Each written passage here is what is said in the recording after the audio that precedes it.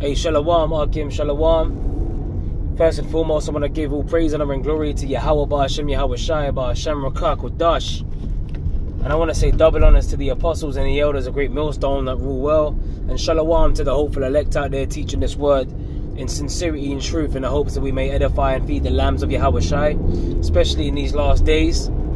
Okay, and you know, I'm just on the motorway right now, Akim, you know. And it's funny, I seem to spend a lot of my time on the motorways these days. I was out of town, you know, I popped out of town with a brother yesterday, and we got stuck in some traffic on the way back into London. You know, because there was a traffic incident that had happened. You know, obviously two cars got into a collision. But if you notice, or I've noticed, if I could say, I've seen a lot more collisions on the road of late. You know, the spirits are active, Akim, you know, spirits are definitely active. You know, Yahweh Ba'ashem, Yahweh Shai, protect us, man, you know, on our journeys. Yahweh Ba'ashem, Yahweh Shai, you know, Ba'ashem Rakak Kodash, you know, protect us on our journeys, man. We know we got to pray, you know, now more so than ever. Because the things that are happening out here on these streets, man, it's getting more wild. It's getting wild out here. You know, a lot of these people that are getting into these incidents, a lot of them have taken the, you know, the juicy juice. You know, a lot of them are, you know, pretty much, it's very irresponsible to get behind the wheel. Some of these people have families in the cars with them and that and whatever. Might have a pet dog with them traveling, and they're getting behind the wheel. But guess what? They got that ticking time bomb inside of them, man. You know, through the juicy juice, man. And you know what I mean by that?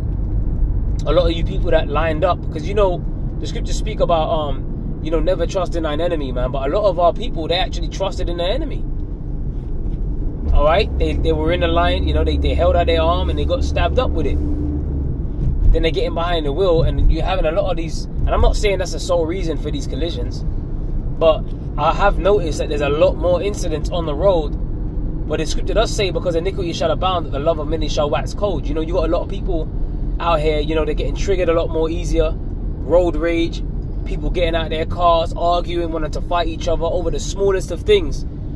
You know, people are getting really, really triggered because the spirits are getting riled up. It's getting more active out here, like on the left-hand side. And this is something that we can't be like ignorant of. You know, the Apostle Paul always told us to be circumspect. You know, seeing that you walk circumspectly as wise and not as fools, redeeming the time, because the days are evil, man. So we definitely have to be privy to what's going on around us. Look, another incident. So I've got from one, I'm on the motorway right now, and I got stuck in traffic, like, I would say 7 miles behind me, because there was a traffic in the other lane. But you see, what a lot of people do is when they see something going on, you get congestion, because a lot of people are focusing on what's happened over there, and they're not focusing on the speed that they should be keeping in their lane. So you get a build-up, a backlog of traffic. You get congestion, which causes, you know, more and more cars to pretty much pile up and sit down in traffic, man. All right, which means that people ain't even focusing on the road. They ain't even focusing on what they're doing. They're focusing on the accident that's happened over there, which puts this lane at higher risk. You know, why am I going into all of this, man? Because ultimately, man, the Lord is bringing chaos out here. You know, the Lord is bringing nothing but chaos out here, man, real soon, you know. And these are the things that we know to be true. You know, these prophecies are speaking, man. The prophet Habakkuk, he said, what? The vision is for an appointed time. You know, and at the end it shall speak and not lie. Though it tarry, wait for it, because it will surely come. It will not tarry. So the vision of these prophecies, man, and these prophecies are definitely popping off. And one of the main prophecies that we're waiting for is for Esau to turn, you know, these major crisis events that's going to happen in the near future, you know, and pretty much manipulate those events, you know, for his New World Order purpose, you know, to pretty much, you know, scare people or break them down into submission, you know, have the nation buckle to its knees, have these cities, the people in these cities scared stiff, you know, to the point where they just willingly accept, you know, order from the chaos that Esau comes out with. That's why, you know, we got to speak about 2 Corinthians 2:11, which speaks about which speaks about we're not ignorant of Satan's devices. Let Satan not be ignorant to the devices of Satan. loosely paraphrasing, man. Alright, so we got to know about the devices of Satan. We got to know, and the physical counterpart of the spiritual demon Satan is Esau, Edom. Lest Satan should get an advantage of us, but we are not ignorant of his devices. That's the one. Came back to me. Sometimes, you know, it slips you, you know, word for word what these, you know, but hey, the Lord had me remember it, man. Lest Satan should get an advantage of us, man. You know, get one over on us, man. Get an advantage of us. No. Hey, Satan ain't going to get, Esau, he ain't going to get an advantage over the elect, because ultimately the elect belong to Yahweh Shai, man. Yahweh Bashem Yahweh Shai. Remember the scripture speak about none shall pluck the elect out of the Most High's hand. You ain't going to be able to pluck any member of the elect out of the Lord's hand, man. They belong to Yahweh Bashem Yahweh Shai. There's nothing that Esau can do to stop that. So the elect, you know, that sincerely believe in these last days, you best believe they're gonna ride out for this word, man. They're gonna ride out for faith mixed with the word, you know, which wisdom and knowledge is gonna be the stability of our times in these last days and strength of our salvation, man. Okay, see, we got the light, man. We got the light to see in this dark ass realm. See, Esau, you know, pretty much under his rulership, man, he's turned this into like, you know, they got that movie Dark City. You know, all these major cities on the earth right now, they're real dark, man. All right, they're real. It's funny, as I said that I went into the tunnel. You know, that's how the spirit works, man. You know, but these major cities out here, they're real dark. You know, Esau be pushing some real dark vibrations in these cities, man. You know, people are becoming more and more lewd. You know, said 777, hey, Dawadi Yahweh Bashem Yahweh Shai, man, and this is my turn off as well. Time to jump off this motorway. Focus on the road for a minute, you know. But yeah, Esau be pushing that real dark ass vibration through these cities, man. And why do you think he's doing that? Because he's putting the squeeze on these cities real soon. The scriptures, and that's biblical prophecy. Hey, 2 Esdras 15 should come to mind. All right, for because of their pride, the cities shall be troubled, man. And the scriptures speak about men, you know, one man shall stand up to fight against another with swords in their hands. That's the time that's coming on the earth. And I always think about scriptures like that, man, because, you know, when you watch like these post-apocalyptic movies like Mad Max and The Road and stuff, you see that happening in these shows, man. One man standing up to fight against another, factions being formed, you know, gangs and shit, people banding together, you know, to pretty much to survive. Cannibalism in these cities. You know, a lot of people out here ain't ready for what Esau's got lined up for these cities, man, which ultimately is coming from the Lord. Remember, from the Lord belong the issues of death. Deuteronomy 30, is it 32 and 39? You know, should come to mind.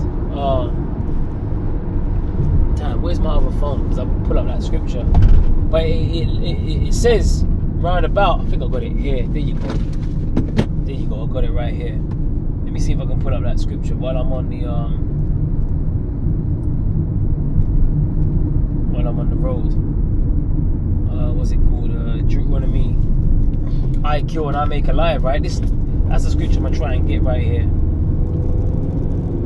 I kill and I make alive. Satan don't want it. Salakia Akim, just bear with me for a second.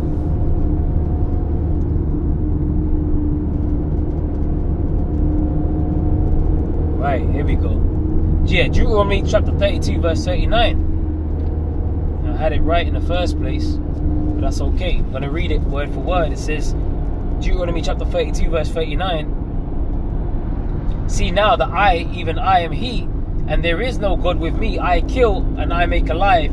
I wound and I heal. Neither is there any that can deliver out of my hand. So the Lord is the one, you know, that's responsible for taking guys out. Killing and making alive, wounding people, all right, healing people. The Lord is the one that does that, bro. A lot of you people don't know. You don't know about the fear of the Lord, man. The fear of the Lord is the beginning of wisdom. Proverbs 1 and 7 goes into that. You see, so hey, you're dealing with the king of terrors out here, man, and you're dealing with a time where the Lord is going to introduce a time to the earth that's going to be like no other, incomparable to any other time that there has been on the face of the earth. That's the time that we're coming into, man. And this is the time that, you know, we want to be alive to see it, because ultimately the Lord's going to protect us, but we want to see the fall of our enemy, man. We want to see the calamity, you know, pretty much consume these cities, man. Because people are walking around here proud, but that's okay. The Apostle Paul said it. At the times and the seasons, brethren, ye have no need that I write unto you. For yourselves know perfectly that the day of the Lord so cometh as a thief in the night. When it shall say peace and safety, it's gonna come like a thief in the night to them that ain't watching for the Lord's return. That's how it's gonna come like a thief in the night. To those that ain't watching and waiting for Yahushai's return. But to those that are watching and measuring the time diligently, hey, it's not gonna come a thief in the night, like a thief in the night to the elect. Because we're waiting. We're waiting. You know, for Yahushai's return. We're watching the signs. We're filtering these prophecies through the scriptures. We're measuring the time diligently. When we see the earthquakes, the uproars of the people, that really spurs us on, man. The wars, the rumors of wars. When we see and we hear about these things, you know, we do lessons on it. We stay tuned into prophecy. Sirach 39:1 comes to mind. All right, that he that giveth his mind unto the Lord, the Most High, and is occupied in the meditation thereof, will seek out the wisdom of all the ancient and be occupied in prophecy. The word prophesy means to say before. So that's what we're supposed to be into, man. All right? Measuring the time diligently, filtering these prophetic things that are happening on the earth through the words in this Bible, man. And that strengthens our faith. Apostle Charles has been saying this for years. A lot of guys get weak because of the fact that they ain't, look, man, the prophecies don't like they ain't looking for the prophecies. They don't believe in the prophecies, man. This word has to be mixed with faith, and faith is a gift.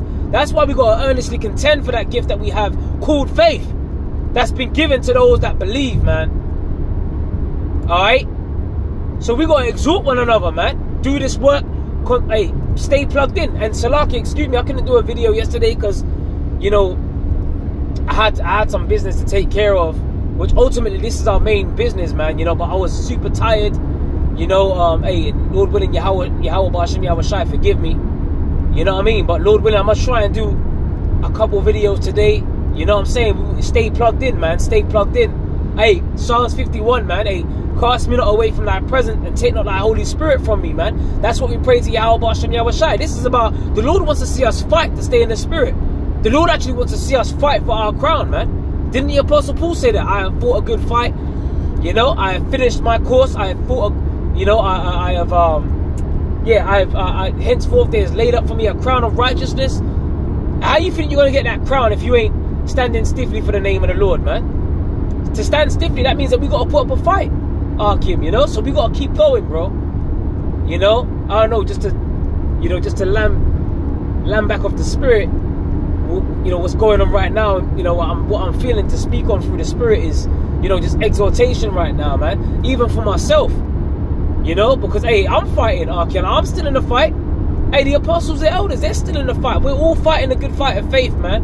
And it ain't over till we see ourselves get beamed up on that chariot, man. And, you know, and Yahweh Shai looks upon us and says, look, man, you shalom, you know.